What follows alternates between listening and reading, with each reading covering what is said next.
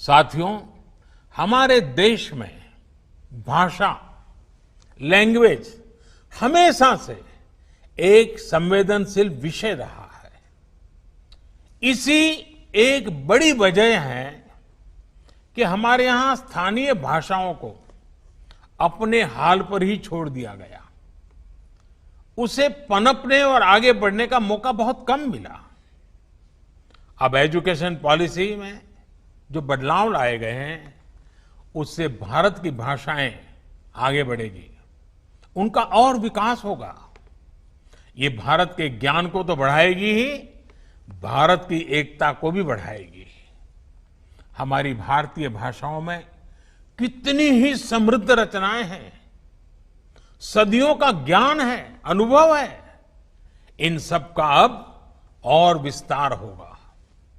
इससे विश्व का भी भारत की समृद्ध भाषाओं से परिचय होगा।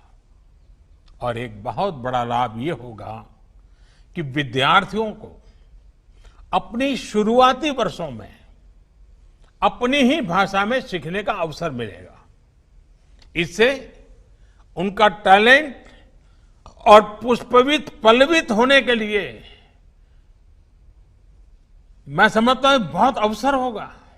वो सहज होकर बिना दबाव के नई नई चीजें सीखने के लिए प्रेरित होगा। वो शिक्षा से जुड़ पाएगा।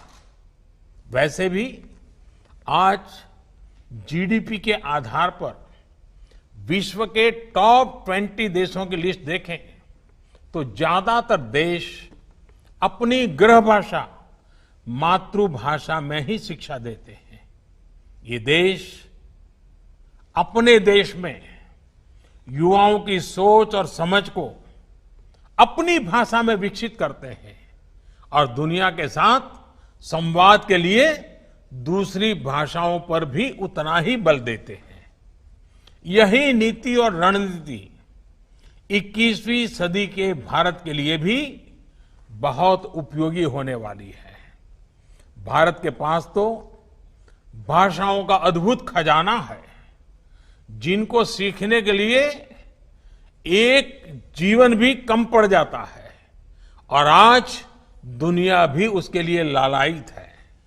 साथियों, नई शिक्षा नीति की एक और खास बात है, इसमें लोकल पर जितना फोकस है उतना ही उसको ग्लोबल के साथ इंटीग्रेट करने पर भी बल दिया गया है।